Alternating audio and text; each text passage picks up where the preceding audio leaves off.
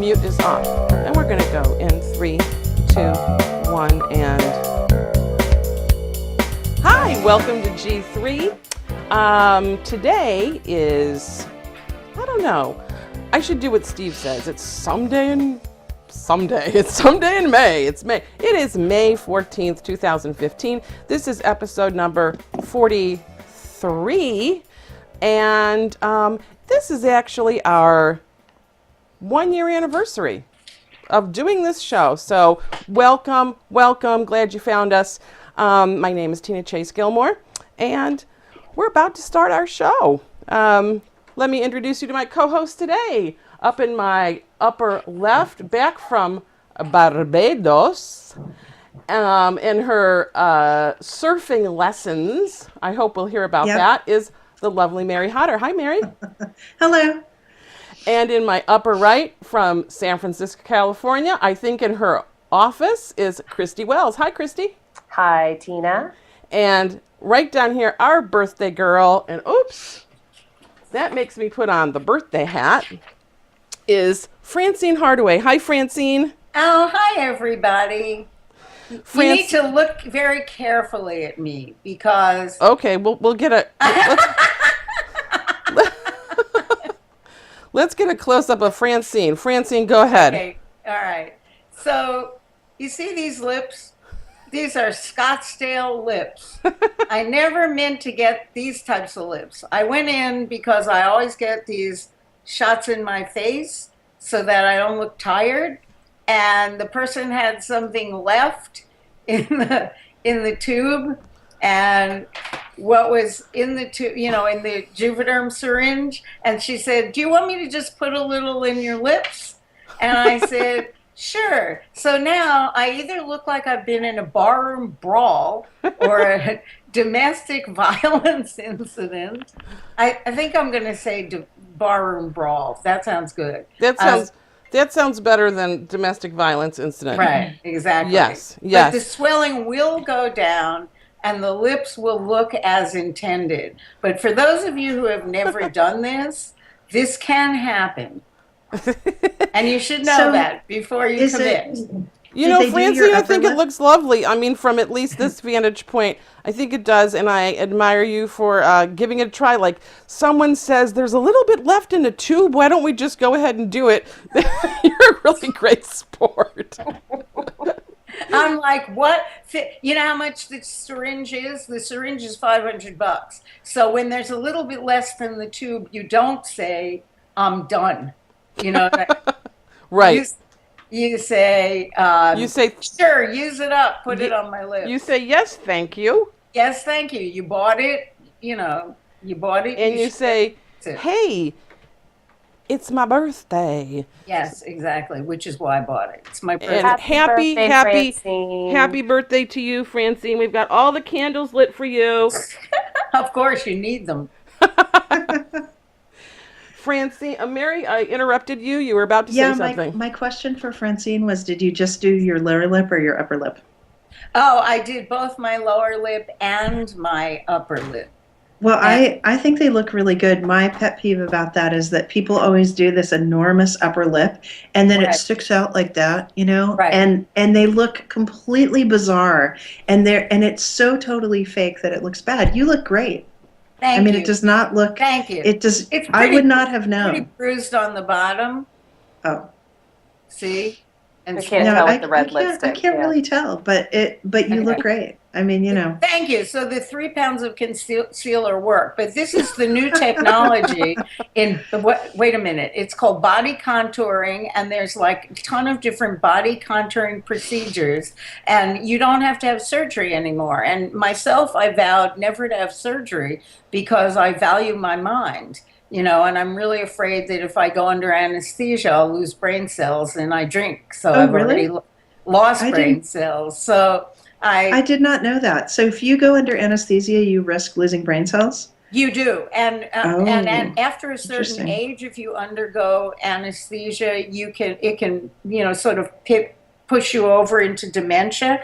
It's a phenomenon called sundowning. I'm serious. My mother had it happen to her. It's It's a very serious thing, and it's why I'm kind of so interested in healthcare and healthcare technology, Huh. because I think people just do things. They do surgery on people, and people just whip into surgery, and they don't understand what the consequences can be. My mother, after having surgery, was never the same. Hmm. So, Well, I mean, and So another that's consequence of anesthesia is like if all goes wrong, you don't wake up. So that's Well, there's yeah, there's that's that. my fear was not There's waking up. I've had it, I think only one time, and it was for my feet. I had bunion surgery, which has been wonderful because my feet no longer hurt, right? So I was only thinking about it along the lines of what would it do to my feet and how would it make it more comfortable for me to walk and the whole thing. And it's totally changed. Like I was walking in a funny way and I didn't know it before I had the surgery. And so my knees hurt and my back hurt, everything went away. So that's all I was concerned about. I didn't realize that, and then not waking up, right? I thought that was the only thing that could happen. I had no idea about this other stuff. Well, and it's actually the whole reason why I haven't had follow-up knee surgeries. I'm kind of paying the point for it now, but because I've had surgery on each, and I've actually heard about complications around anesthesiology as well, and so totally valid. Understand when you need it. You know, I would rather try to self-help and do things before going under, and unfortunately, it's just not going to happen for a little while because it Mm. scares the bejesus out of me. Well, yeah, and that's what you should do. You should try self-help and everything else. The United States has gone into surgery like it was, you know, uh, the panacea for everything, and it isn't. Most things can be fixed without surgery. And the more I study this, the more I see that that's true, you know? Well, it's interesting because like I had a bunch of series of 'cause I'm having knee problems again, and so I'm 10 years, and my surgeries are 7 and 8 years ago. So Yeah. it's coming back again. They've never really been 100%. But it was interesting when I went in last year for a new set of X-rays, and she's like, "Yes, there's definitely issues." And she wanted because I'm almost bone on one of them, and so she's like, "Well, let's go and just put a little plug in, a little rubber plug to pop your kneecap up, and that'll give you some more comfort. Yeah. But you're going to need full knee replacement, down the road. I'm not 60, 65." And then I'm like, why do I need to do that now? Because it's not really correcting the issue, and it might make it feel a little better, but it's taking another surgery into the risk. And so I'm actually super fascinated about. I've had Christy, I don't know. There's a little issue going on with your mic. You may be pulling Yeah. out a little bit of I the. might be. Okay, go Can you ahead. hear me any The better thing, now? the thing Yeah. that I thought was kind of interesting about surgery was, so I had bunions on each of my feet, and basically, if you look at my hand, what bunions are is it's when you have these ligaments that go across the top. Imagine this is the top of my foot, and they're pulling your I'm trying to do it like this. They're pulling Yes. you in this funny way, and then you grow all this calcified bone hair. So I'm thinking, oh, well, and then they use lasers now to do it, right? And I'm thinking, oh, it's when my feet come out, they're going to be perfect. And I would say they're like 80%. I'm But the thing that's interesting to me about surgery is it's not perfect. And so that's probably why a lot of people who have plastic surgery come out and they do look a little odd because it's not perfect. nothing is perfect mean- in healthcare and medicine. And here's what my husband told me before he died. Surgeons sell surgery. Right. Because I've had bunions also, and I've corrected them through yoga. It's like possible to do these things, but it's not easy to do them. It's like you can correct back problems or orthopedic misalignments or knees and, all of that with the right kind of exercises. It's just that no one's willing to do that except for me because I'm so scared shitless about my mind, and everybody else just goes and has it operated on. Well, you're right, and one of the main issues is compliance, is patient compliance, Right. and doctors know that patients don't do what they're supposed to do, Right. even if they say they're going to, and a lot of them right off the bat say that they won't. For instance, so let's say you've got someone who's got prostate cancer, right, and they talk to a few different doctors. They're going to talk to the oncologist, they're going to talk to a surgeon, they're going to talk to someone else. And most prostate cancers are really, really slow moving cancers. Sometimes you just totally, out survive the symptoms even, and you Unless can, you're my husband. who had an aggressive prostate Well, cancer. there are and died. certainly aggressive forms, Yeah. but many of them are not, right? Many Right. of them are slow moving, and they do sort of know, which ones are and which ones are not.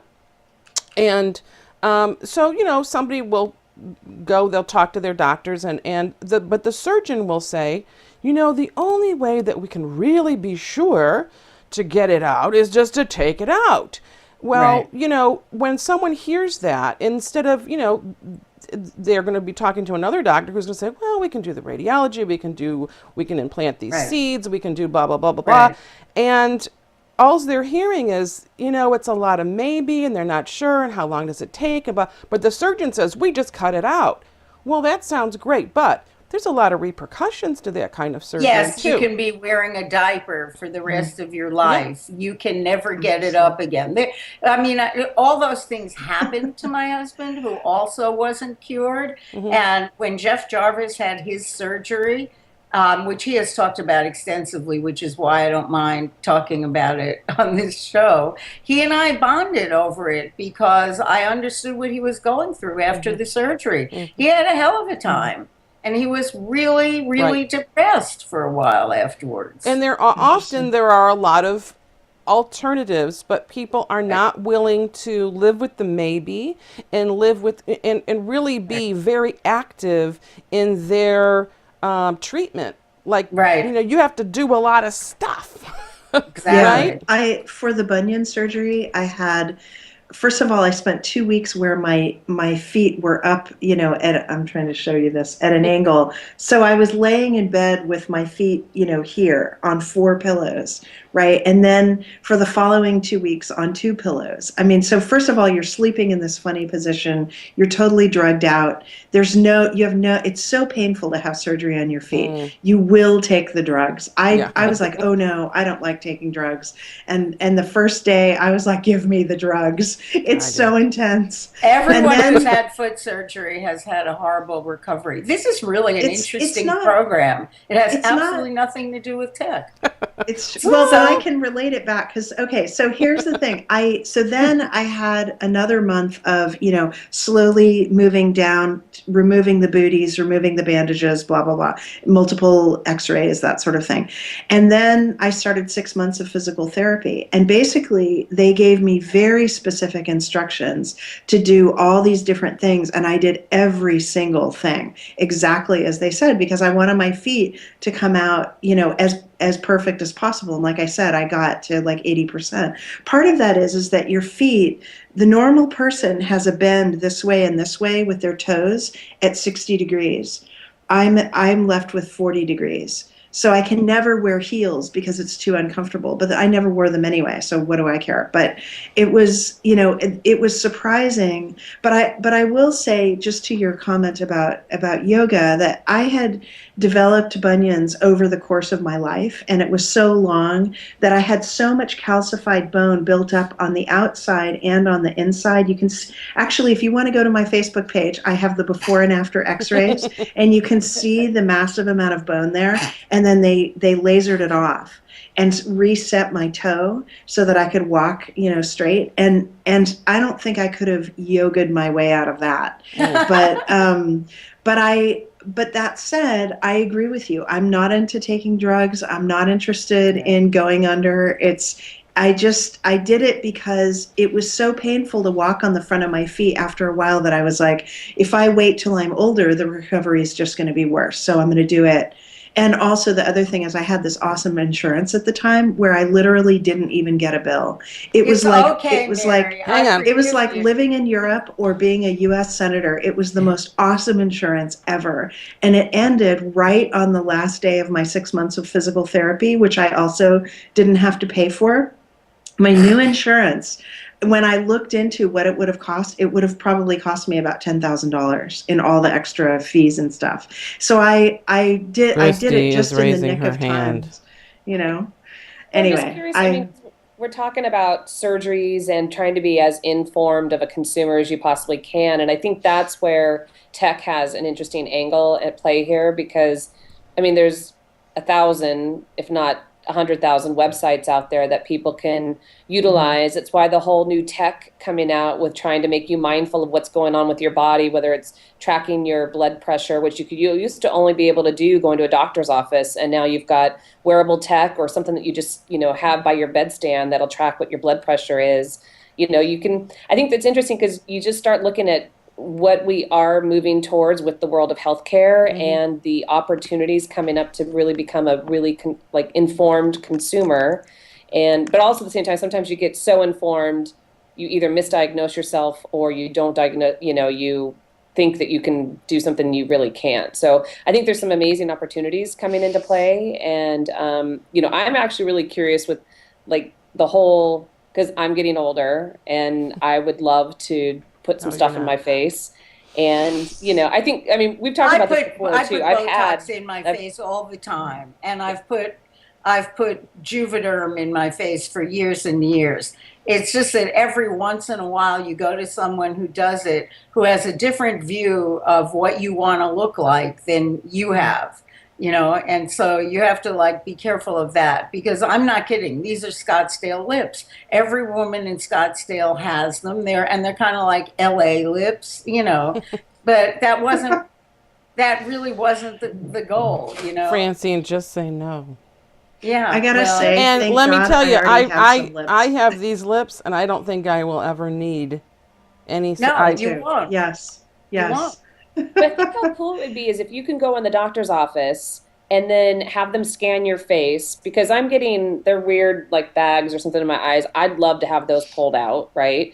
But how cool it would be to go in a doctor's office and say, okay, if I'm going to spend $500 and I'm going to get one syringe full of X, whether it's Juvederm, Botox, whatever it happens to be, Restylane, whatever. It's what would that actually She's do doing in my her face? research. They have that. Actually, some doctors' offices have that. Okay, that's cool. Not as I much love for the that. shots, but they sure have it for the surgeries. They have those virtual, this is what you're going to look like after the surgery. And barring anything, once again, and let's now go back to tech. Algorithms aren't perfect. And the algorithms that are in those virtual tours of your face aren't perfect. So you'll see something and it's going to look sort of like you, but then, something in real life, when the surgeon gets in there or the nurse gets in there with the syringe, it may not be exactly what you thought it would be. But I think if you could at least, because I know they do it for surgeries, so I thought it'd be cool if you could do it for injectables or anything like that, just so you kind of have an idea.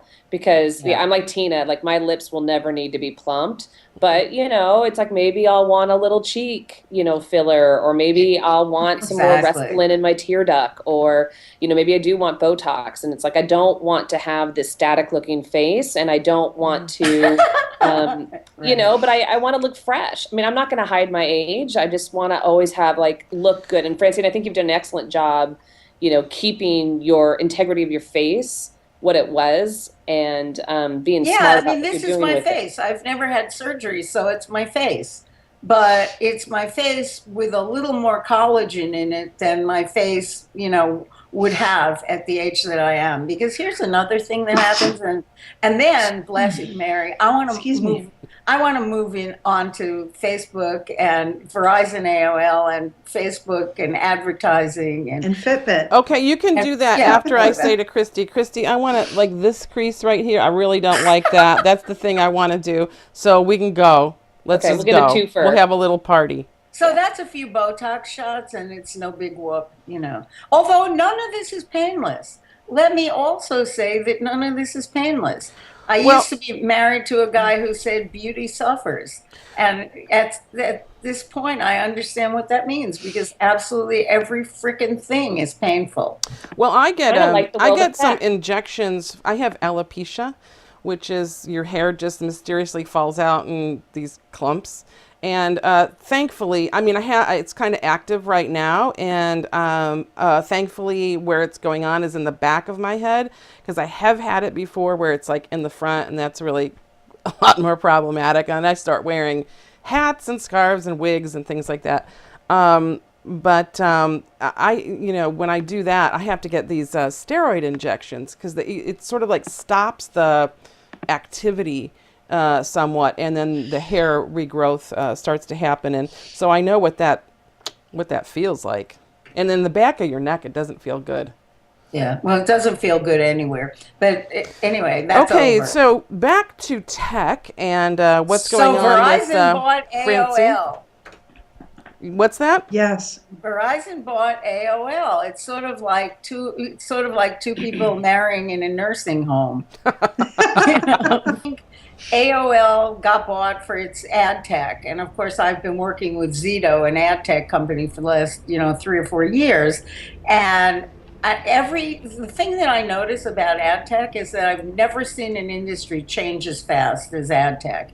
And now, between this and I don't know if you guys read Ben Thompson's Stratechery post, which I put up in the Slack, but Ben wrote a post in which he basically said there was a relationship between Facebook's new instant articles thing and Verizon buying AOL. And the relationship was that digital advertising and the way it's bought and sold and the way we are marketed to is going to change again. Because the most important thing now is not the site, it's the consumer. And so any technology that finds the consumer becomes very worthwhile. Facebook has the consumer. Well, I think that's interesting because, and we talked about this a little, I just came back from IBM's Amplify event, which is all focused about customer experience and the future of marketing and e-commerce. And Francine, I know you said they were talking a little bit about it at Collision recently in Vegas. Yeah, they were, right. I think it's interesting because you look at it and you're like going, now is the day of the consumer. And somebody said it's no longer B2B or B2C, it's now C2B, because it's the consumer to the business, and consumers are the ones driving the decisions and telling you how we want you to work with us and how we want you to serve us ads and how we want you to sell us your products. And I think it's a fascinating time, to be a marketer and try to sort all this stuff out. And people talk about omni-channel all the time, and it just starts to get a little buzzwordy, but at the same time, it's exciting because it's like, how can you connect all of these systems in play, whether it's your Facebook page, your website, an online support community, maybe a YouTube channel, maybe your mobile app, and ensure that you have consistent and seamless experiences so that the consumer just feels special every single time, even though you're replicating the same thing to millions of people. Well, and here's the thing. The consumer must have told the New York Times that they only want to read on Facebook, because otherwise, why would the New York Times have joined BuzzFeed in publishing articles directly to Facebook? There are 9, people trying out Facebook's new instant articles experiment. So let's talk about what instant articles is, I guess, and what that means. It means that the publishers are going directly to Facebook. Who's typing? It's not me. Mary, are you typing? Because it's loud. Oh, sorry. I don't know. Right. The loudness of your typewriter, your typing is getting picked up. Sorry. So we're going. The publishers are going direct to Facebook, and Facebook is able then to keep people on the site longer, right? I mean, Right. you're not So that's losing the them win- to another that's site. the win-win. But then the question for the publisher is, at what point is my site valuable at all? That's one question. The second question is, now Facebook is giving 100% of the revenue to the publishers who are on their site with the instant articles. But Facebook, that is going to change. And those publishers could end up being up shit creek. Well, it's I interesting wonder time if it because will if you look change, at it, though. Go ahead, Mary. My sense of it was that if they have contracts in place where that won't change, which I would guess they only agreed to it with that, as a provision, then my guess is that the value for Facebook is that they get to see all that data. And are they passing along a copy of that data to the publisher is really the question. They may be passing along pieces of the data, but I would guess that Facebook's holding back a lot and that they've told the publisher, oh, yes, we're giving you everything. And that's everything in quotes. But it's probably a very slender piece of the full breadth of information that the publisher would see if the user was over on, say, the New York Times site commenting and doing things over there. And that's my guess as to what the value is for Facebook. I just see that this is a permanent change for publishing and therefore for advertising. I would disagree. I don't know. I mean, I feel like it's Facebook further turning itself into AOL, and we know how that turns out in the end. So I don't think it's going to last. I think long term, this is not going to be good for Facebook either. Wow, that's interesting because that's not what, I've been reading. I've been reading that it'll be very good for, and I admit what I'm reading is Prejudice because it's written by ad tech people mostly. It's like Adweek and Ad Age and all those jazz ad publications. But, they think it's great for Facebook, but not good for the publishers and maybe not good for advertising rates. So I'm really curious. Let's put it this way: it's a huge change, even if it doesn't last. Yeah, Christy, I totally agree with that. Well, I think it's interesting.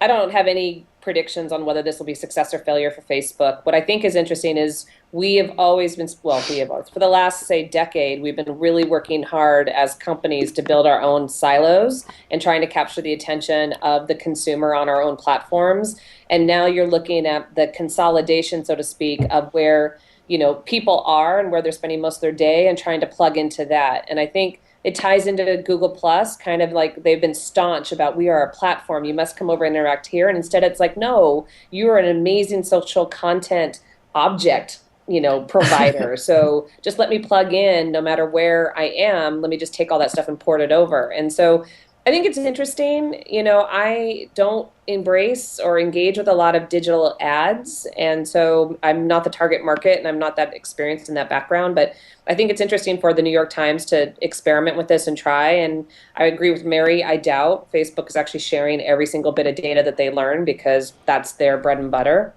But I think that you're going to see a lot more of these consolidation plays where you're going to stop building your siloed platform and just start plugging into where the consumers are spending a lot of time. I expect YouTube to be doing a lot of work on this. I expect Facebook to continue to work on this, and just see where the consumers are and try to plug into that. Right. Don't the publishers have to go where the people are right now? Yeah, they want their content read at all, and how much time people are spending on Facebook.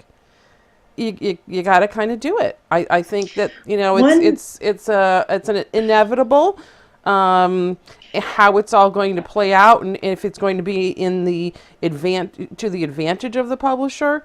I don't know. And what do their sites and their publications end up looking like? I think we'll see a transformation. I kind of agree with Francine that way, but. Mary? I think that the publishers have always been relatively unsophisticated about digital happenings, right? That's right. And what are people doing? How are they doing it? They've always lagged behind. They're always kind of like the late adopters of stuff, and then to gain insight into a particular set of behaviors. Like if they adopt something late, then they look at their own users to see what's going on. They're not going to really understand it. Facebook's going to be way out front as an early adopter of a new technology, or what does it mean when somebody likes something and then shares it and then this and then that, so it's, or whatever it is. I mean, those are fairly simplistic things, but there's it matters for the publishers because much of the public at this point is receiving recommendations for news stories. Like, I don't really read the New York Times, but I read a lot of the New York Times. How do I do that? I get recommendation links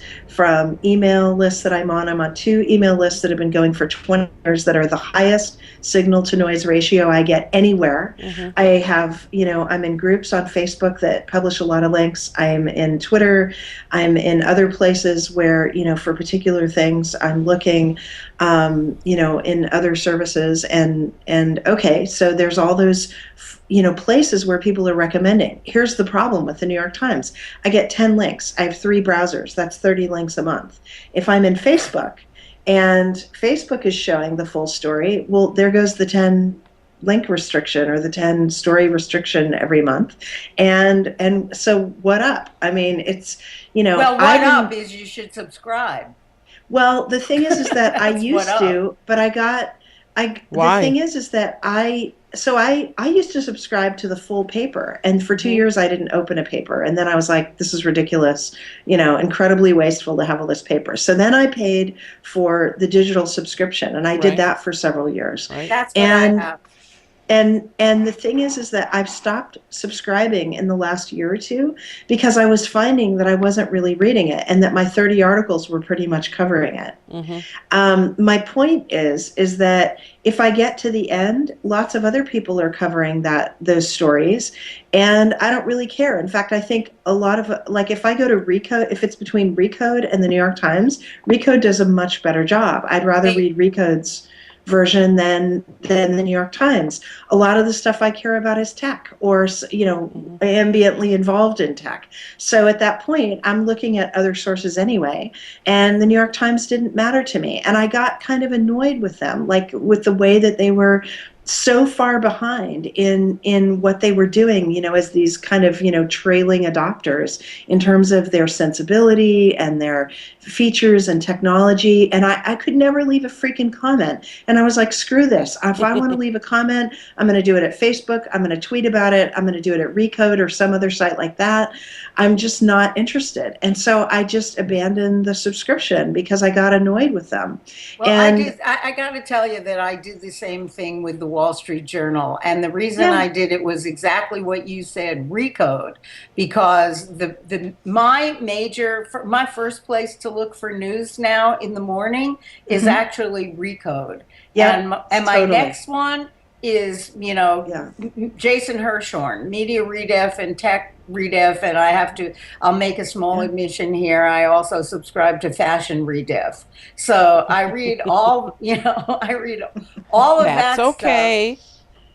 But I have to say, too, that the New York Times, I have a different reason for maintaining my subscription, which is that my daughter lives in London, and she has my password and, username to the New York Times, and has had it since like 1996 or whenever the New York Times went on. And so I basically share those subscriptions with my daughters. So.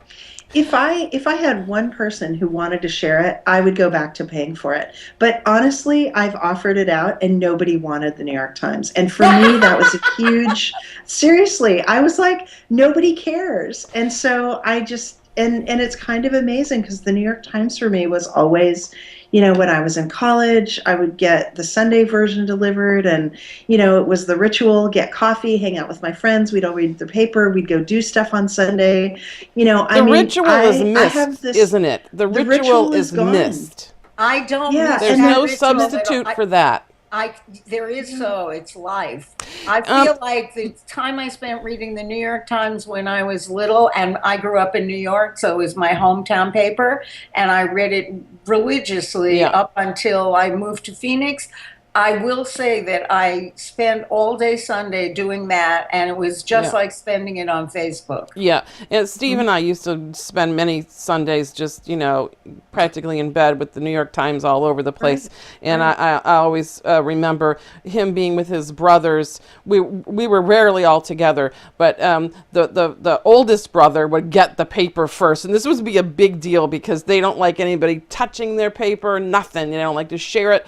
But Wiley would get it first, and Wiley then would get a section done and pass it on to Steve, and then Steve would pass it on to David. David passed it on to Dan. It was so cute. Anyway, Oh my before God. Poor before Dan. This all kind of plays please. into the state of the internet today is that nobody's reading anything from cover to cover. Right. That's Skimming so the right. headlines Well, because it I is. It's like you don't disagree. want to spend all day doing that because there's so many other things to be done now. And so And this is where the product is really going to start changing, don't you think? And that is why I cannot understand why the New York Times yesterday chose to start its Facebook deal with a story that was too long for me to read from the beginning to the end. It was a fascinating story about a Brazilian gymnast who started skiing and got paralyzed.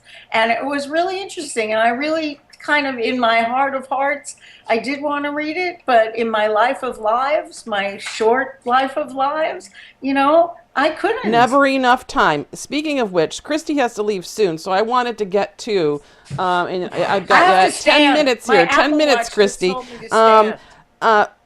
Where's she going? well, hey, Oh. hi, Her Apple Francine. Watch told her to The Apple stand. Watch I told see. me I had to stand. I'm standing because at the end of a minute, it's going to say, you did it. Okay. Oh, this is Francine's watch talking to her. Okay. Yes. Okay, we'll get to the Apple Watch in a second. You got the pink one. Very nice. Okay, hang on. We got to get That's this. my business partner, Ed. Hi, Ed. And some of you haven't. Happy. This is a good time. Happy birthday to you. Happy birthday to you. Happy birthday, dear Francine. Happy birthday to you. Why did I sing that solo? Come on. Okay.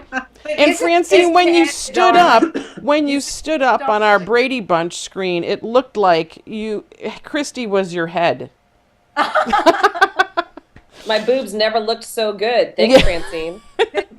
Before Christy has to go, I would like to bring this back around to the AOL Verizon deal and ask you, in light of the conversation about Facebook, what's Verizon doing? I have no idea. I mean, I don't follow either platform or vendor. So to be honest with you, I'm not staying on top of this news item at all. So I'm going to pass the baton. Mary? Do you have to be a user to have a thought? Well, I don't even like, for me, it's like not even interesting, right? Like I don't Yeah. get Why news on would- AOL. I don't use their email services. I don't use Verizon as a platform. Okay. I mean, yeah, so it's like AOL has some content, but AOL has some media pieces. AOL owns Huffington Post. AOL owns TechCrunch. Right. AOL owns And Engadget. AOL owns Engadget. So what are That's they? true. I forgot all of Are that. they doing? They've got a media play there, and they're also trying to hop on to video. Yeah, they've got a lot of video. So- and they've got a good technology for serving ads on video, which is why they were valuable, especially if it's mobile. They And are that's developing what's their valuable to content. Verizon. But why, Mary?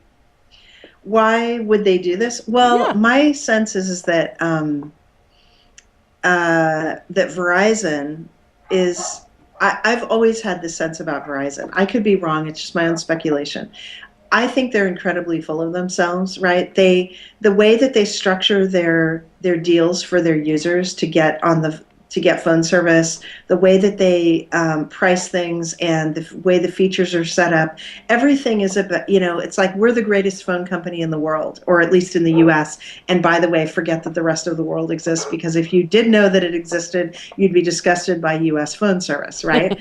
And so that's their take on it. And so my sense is that this was a cheap way, and I put that in quotes because Verizon has a lot of cash.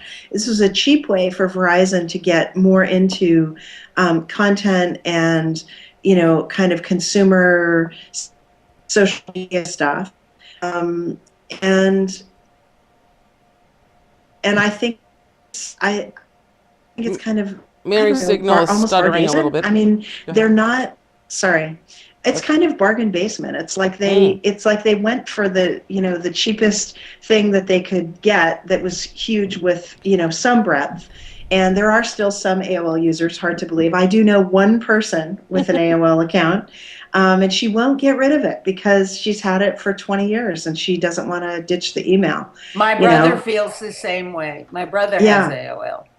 But I my think brother so- at least has because when it comes broadband. You down don't to- understand that they still have 2 million non-broadband subscribers too. Yeah, dial up. I mean, it's, I was Earthlink gonna say as just real well. quick, I But thought it was interesting because you guys immediately, I mean, I was pleasantly schooled about AOL's holdings because I completely forgot that they owned Huffington Post. yeah. Because I don't think of AOL as a media play for me, Mm. right? And so for me, that's interesting. They actually are because I do consume through those tech pubs. Right. You know, so I don't know. I still don't have much comment on it, but I just thought it was interesting that, you know, I don't consider them even Well, a and player. I my think sense is that, that's that they an- overpaid for AOL. Because look at that, HuffPo 400 million, TechCrunch 35 million, Engadget et al. Right? When that was bought, it was 10 years ago, but it was or 8 years ago or whatever. But I think Judith told me they got bought for 35 million or something. I mean, it's together like, and the video stuff. You know, I know the guys who did their video search and have, you know, basically their video search never really worked, so they've gone on to, or it wasn't really great, so they've really gone on to be video hosters. And the ad thing that, you know, the ad platform that Francine mentioned, is that really worth $3.5 billion? I don't think so. I feel like it's coup for the AOL CEO. I mean, is this a job well done? Yes, well, of yeah. course I think he Of did course really it well is. at getting and it what bought is for more, I $3.5 think billion. Ariana Huffington, if I know her at all, is going to get the Huffington Post out of there as quickly as possible. Now, I don't know Really? what's going to happen with TechCrunch because I really don't know who's even running TechCrunch anymore. Well, they'll probably all do a Skype and buy it back for pennies on the dollar, or stumble Yeah. upon, you know, buy it back for pennies on the dollar. And, you know, who knows? I mean, Arrington it's- doesn't want it. Well, That's but already somebody been- will buy it, you know, for pennies Yeah. on the dollar, and then sell it off again for even more money to, like, the Microsoft deal with Skype. I mean, it's, you know, I don't know. I mean, I just look at the whole thing and I'm like, this is just bizarre to me. It's just Um, pieces of paper. Yeah, You know, it's all and- that money is just pieces of paper. And so it's like chess pieces and pieces of paper. It's just not real. Well, but is it important? Like AOL? No. Is it? Yeah, is, exactly. You know, is Verizon important? Yes, because they have a stranglehold on American phone service for a particular technology, and they do have very, very good service, and you know, whatever. But I mean, I don't know. I mean, I just think that this, you know, this is, as you say, it's like moving around the deck chairs on, you know, not necessarily the Titanic, but Right. maybe just a ship, right? It's like you're just coasting along, and you're just moved a few chairs around, and who cares, you know, whatever. Right. So I don't think it's. I mean, I thought it was bizarre when AOL and Time Warner did their thing in 1998 or whenever that was, or 2001, or And that worked so well. yeah, that was awesome. You know, I mean, That's known as the By the way, worst I'm merger in reworking corporate our history. screen here in the background because Christy did have to run off to her meeting. So you two talk for a second. I'll reorg the screen and I'll be right with you. Okay, well, So- here's the thing. I mean, I think these old companies, something has to happen to them. And it's really hard when it's a public company and it used to be big to just shut it down. So I think these sales are a way of disposing, I don't know how to say this because I feel because of the people, but it's basically a way of disposing of the assets of old companies that don't have enough brand to exist on their own. I mean, Yeah. because you can't just sort of pull the plug on a company like AOL the way you could pull a plug on a company like, you know, on a startup. In a startup, you just announce I've failed, you know, and I'm shutting it down, and then you write your post Right. on Medium and you're done. So But- you're saying that this is possibly a way for AOL to kind of not do great behind the scenes and sort of sink away into oblivion? Well, just In a sense? just think about that, and it takes care of a lot of the employees, and Yeah. gives a home Takes to the any of pressure the off, assets right? that. Takes What? the pressure off. Right. And you're going to see that, I mean, especially since we're coming to the end of a fundraising cycle. And I think you're going to see a lot of that this year. You're going to see something like, Twitter going to Google or, whatever. Twitter's going to go somewhere. So I hope it doesn't go away because I really enjoy it as a utility. But it has to go somewhere where people can, like, where it can be taken care of. well, it'll be interesting to see what happens with these, as far as this particular deal, with the media sites, if they do get, parceled off, spun Yeah. off, or not. Right now, I they don't say think anyone not. really wants TechCrunch. I think there are some media companies that want AOL. I'm sorry, HuffPo, because Ariana has been making like a global brand out of it. She's got Huffington Post Paris and Huffington Post London and HuffPo Spain, and. Yeah. I don't know though. I think that everybody wants to have their finger in tech, and to have a media piece in tech is you know probably desirable still. So So you think TechCrunch will go somewhere, or. well, I think I kind of think that they want it. I don't think that they'll just dismiss it. Um, but let's see what happens. I mean, it's always a little curious when these buyouts happen, and you don't always know all the intricacies and the Exactly. thinking that goes on behind some of the intent, right? So Right. we shall see soon, I think. But it was a surprise. Yep. What Okay, else, ladies? so I will tell you this, something that I got recently. What did you get? I got a MacBook. Oh, what do you think? I love MacBook it. Air. Let's see. Can I? It looked so little. I'm I going to went show to it look to you. at, It's just the cover. There you go. I went to look at it in I the love it. Apple I'll store, tell you and this. it looked so flimsy. I It really looked like enjoy an it. Air. Little known fact about me, I have rarely used a laptop. I know that's hard to believe, but I've been in environments where there's always a desktop a couple of feet away from me, and I've been a really heavy user, an iPad user. But this machine is feels great. It's really nice to write on. I'm gonna try to start like writing. The keyboard feels fantastic, and that may be a subtle issue for some people, but it really feels so nice that it's quite a pleasure to use it.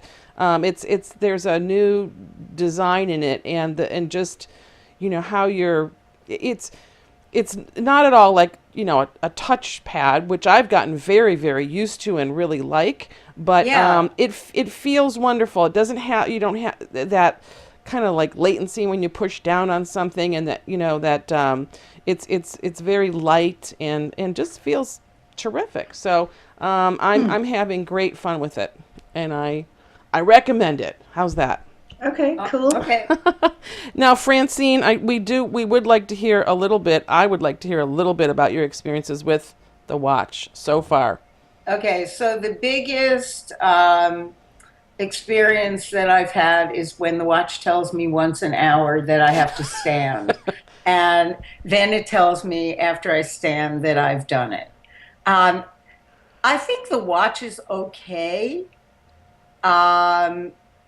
Let's see. I've turned off a lot of notifications. I've turned off a lot of apps.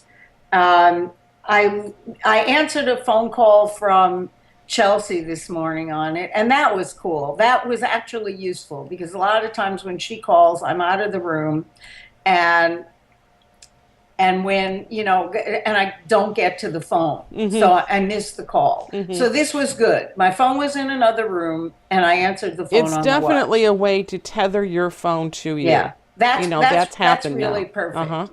I've also gone out for walks without my phone, and it's tracked my steps, which would be fine, except I also wear this Misfit Shine, and it tracks my steps.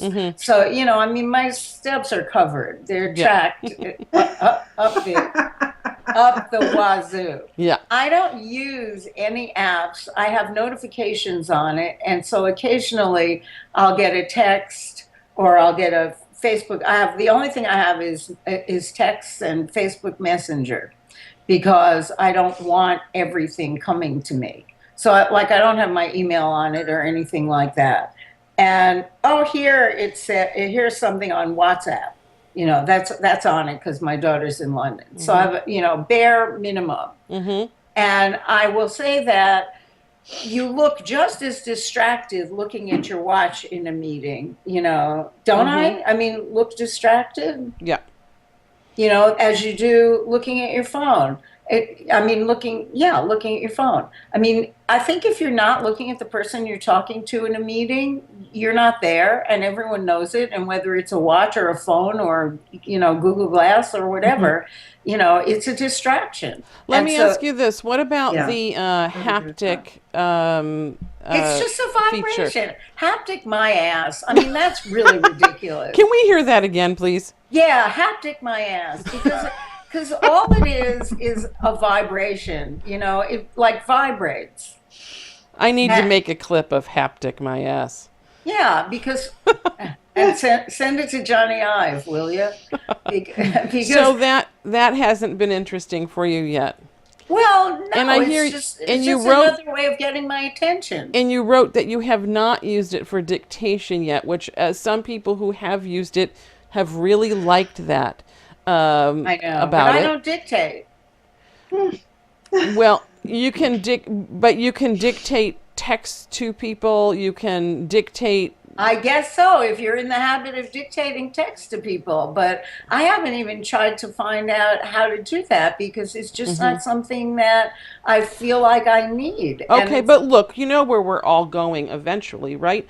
We're all going to this place where we just talk commands and things start happening, and that's what Star Trek told us will happen, and we know that that's true. So this is one of those steps to as a mother getting and a there. teacher, I've been there for a long time. I've talked commands at people, and they have either followed them or not followed them, and that's just like Siri. I mean, there's not that much difference. Okay, I should have gotten my non-existent Apple Watch to tell me to stand up. I'm feeling all fidgety. I'm sorry. You It's been can an fake- hour and 7 people minutes. can I'm like, fake an Apple Watch now. Oh, I gotta stand up. I know. Somebody gave me a birthday the gift. funny thing is, there was an article yesterday about. Well, there's been, discussion about how sitting for long periods is really bad for you. And yesterday there was an article in the New York Times, which I saw on Facebook in its entirety, that talked about how there's now research that if you stand up every hour for a few minutes, and I've always made that a habit. Basically, every hour I get up for 5 minutes, walk around, get a glass of water, hydrate, do stuff, and then sit back down. And so, that was nice to see. But I'm sure that the Apple Watch is trying to, kind of prompt you to do some of that stuff, and that makes sense. But it doesn't anyway. to me. First of all, I've always done that. For one reason Yeah. is I have ADD, and the other is I have a weak bladder. So I do get up every hour, and I do something, and I walk around. So then the Apple Watch tells me that I have to stand, and it tells me that at 50 minutes after the hour every day. And I feel like it should know that I've already stood during that hour. And then the other thing, yeah. the other It sure thing that should. it tells me to stand when I'm sitting on the toilet. So, it's like, this is not a perfect algorithm. Let's put it that way. Yeah. No, that's bad. Well, that's actually the way that I feel about almost all of those, the personal tracker / kind of health or, assistive technologies Right. is that they're actually really stupid. And so I have worn a Fitbit for like a day, but I've watched people wear them for, a year and basically ditch it. And they're just like, it does have value knowing how many steps you walked.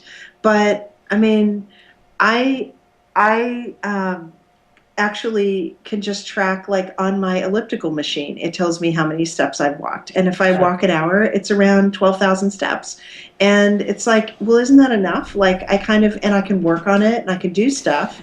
And I'm Yeah. good with that. And people will I don't always know. gravitate to doing less work. And I mean, with the apps and everything, if it's too complicated, if it takes up too much busy Yeah. time, Right. you're going to Well, ditch it. It has to be super, super easy. But I imagine that this stuff is going to get streamlined. It's going to get interesting. well, but the the thing health is that pieces it are going to gets get really I'm interesting, I neither think. of, but I'm neither it gets more for it or interesting. against it. Mm-hmm. Really indifferent to it right now. I'm going to Yeah, keep wearing I would it agree. because wearing it's not hard. Yeah. And charging it at night is not hard. And I do get a day's worth of battery life out of it. So that part's all good. But do I think it revolutionized my life? And if I had, if I really weren't trying to spend through all my money before I died, I would probably not have bought it. That's how it goes.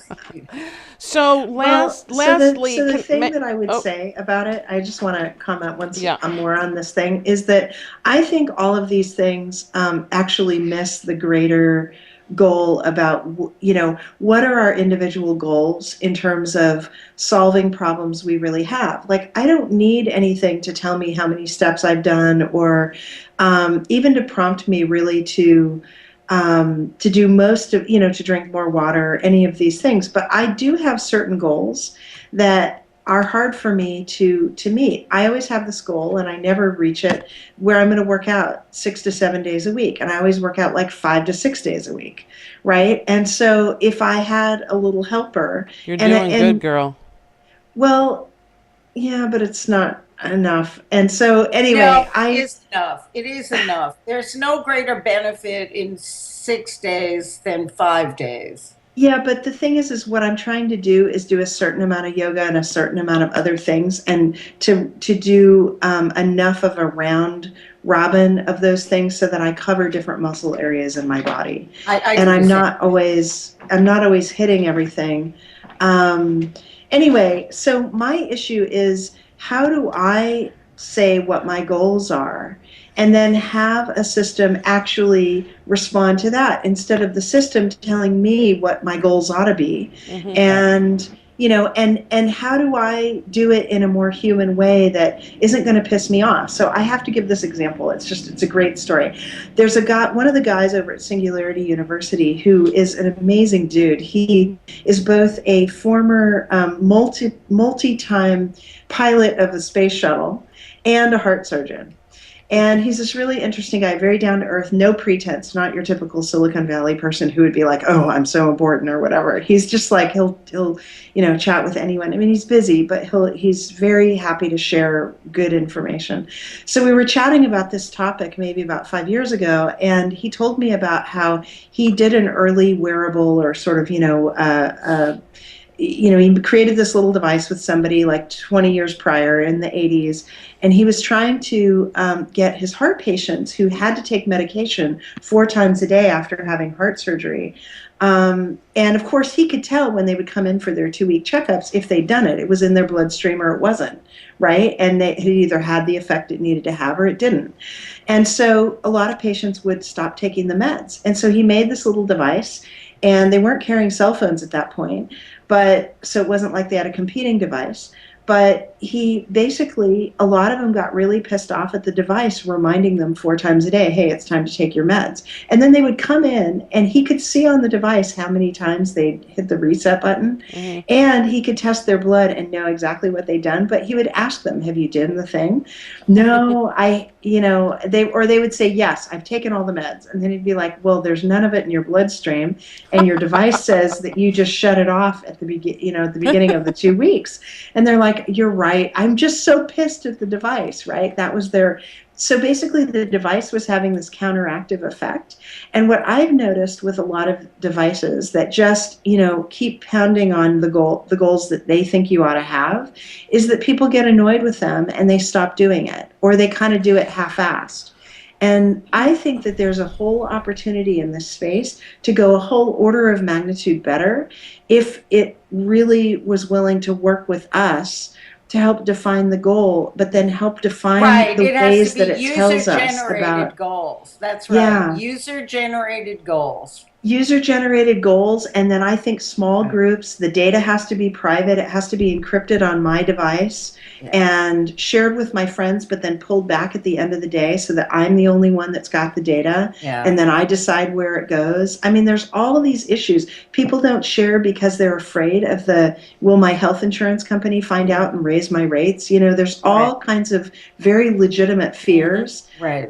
That are currently happening. Like if the insurance company does get that data, they will raise your rates. They will, for sure. And it's... And now they can't not insure you. It used to be even Right. worse because they could drop you, but But now they just definitely raise your rates. And so that's the consequence. And so I think that there's tons of room for improvement in this area. And from what I'm hearing, all the Apple Watch people who have been using it for the last week or two, none of them are really thrilled. I don't think Apple nailed it.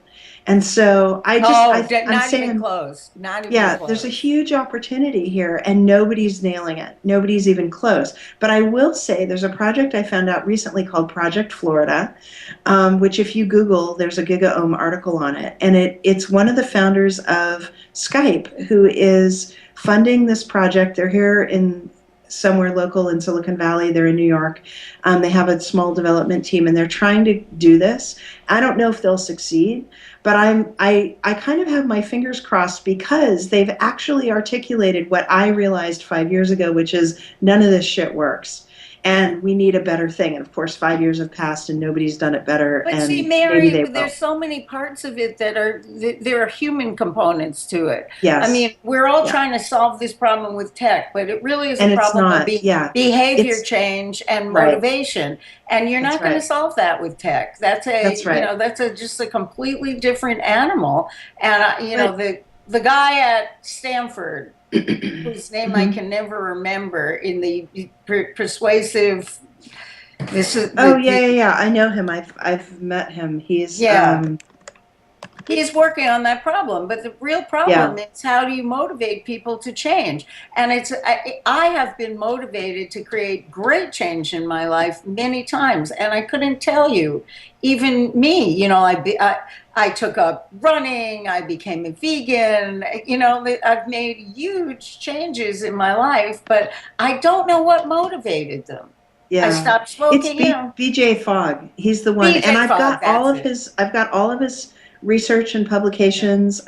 He charges quite a bit for them, and I've grabbed them and looked at them. And I worked on this thing 5 years ago. I worked on a little app called Wellness Mobile, and we were trying to completely subvert, like, it's not about the technology, it's about the people. Mm-hmm. But interestingly, 5 years ago, we went around to a number of VCs and whatnot, and everybody was like, well, we would only be willing to fund it if you had 1 million users. I'm like, thank you. I need a designer for $20K, because I'm not a designer, but I did all the information architecture and I did all the other stuff. But regardless of what we came up with, I did a lot of research into it, and I recognized that the problem is incredibly hard and complex, as evidenced by the space shuttle flying heart surgeon who can't get his patients to take their med after they've had heart transplants, for God's sakes.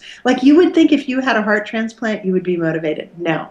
These people are not motivated. They're not.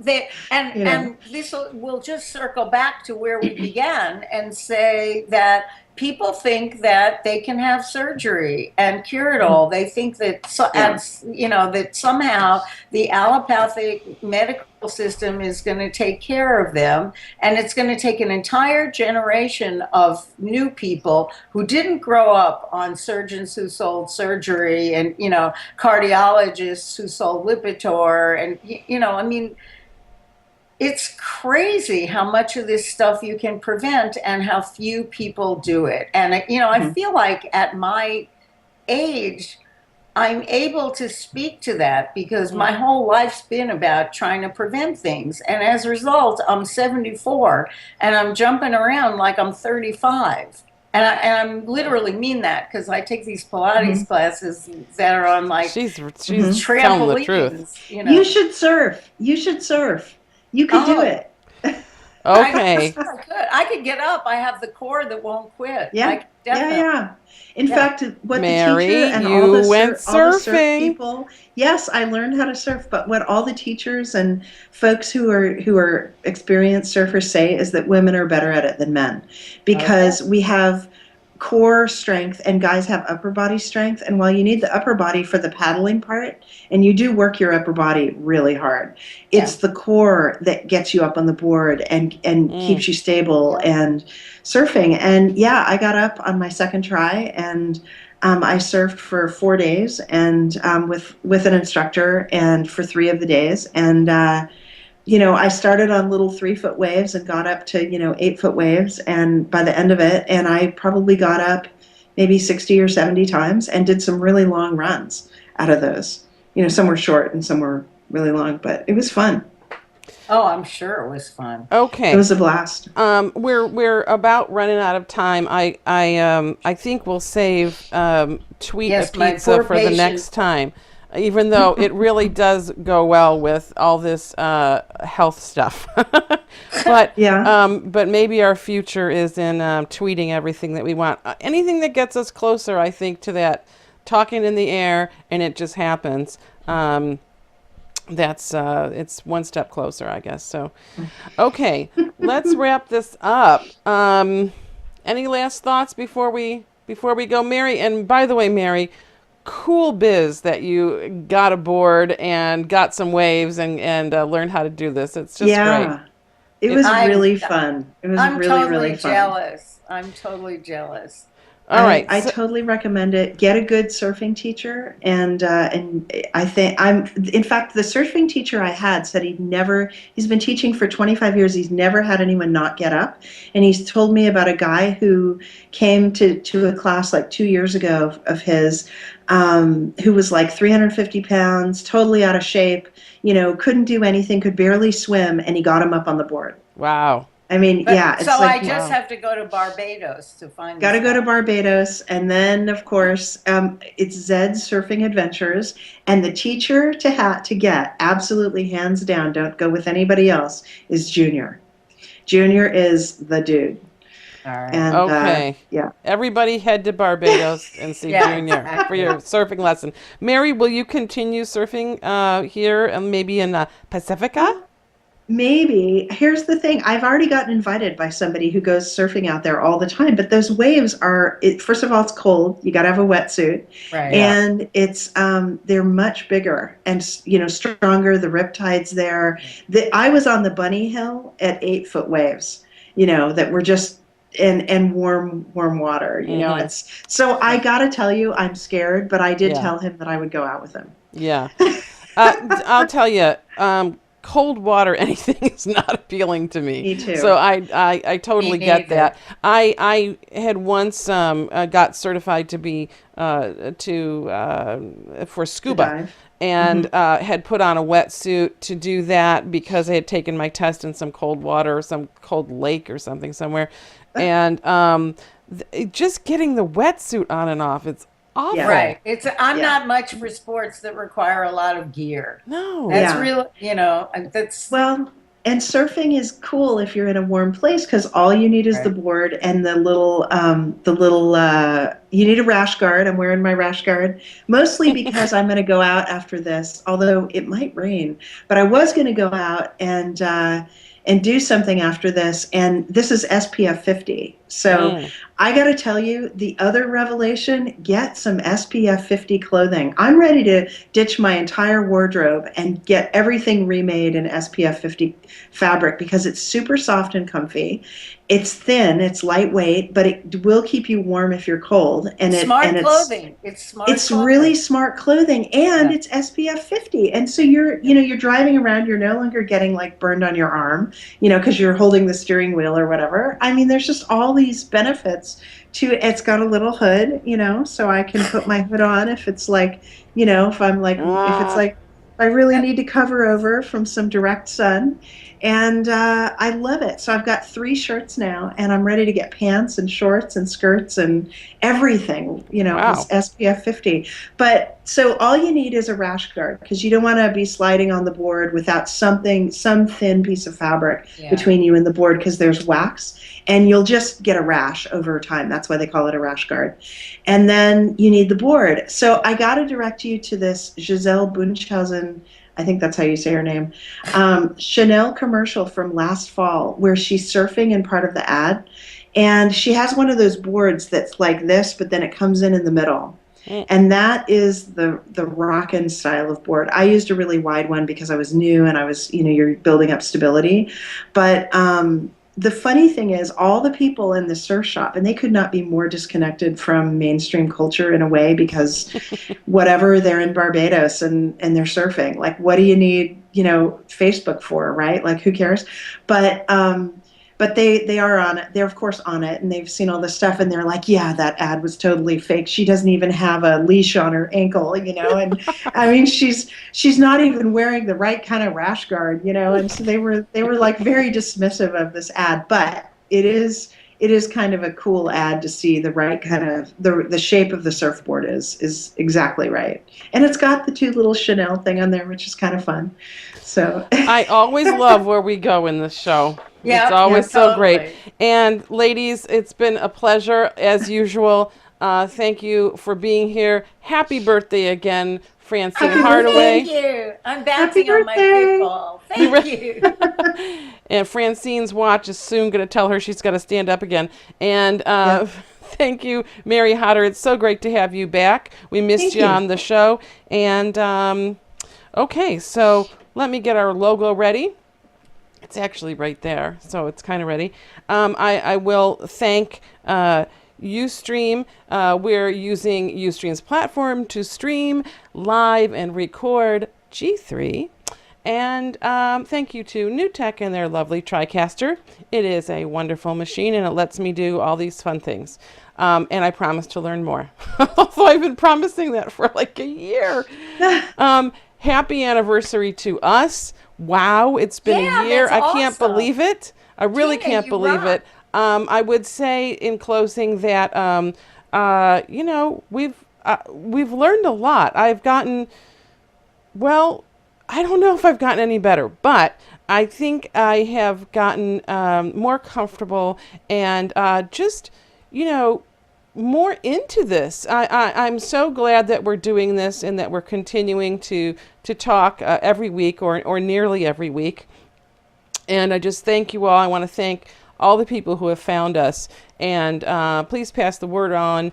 And we are we're in it. We're hanging here. So thank you again.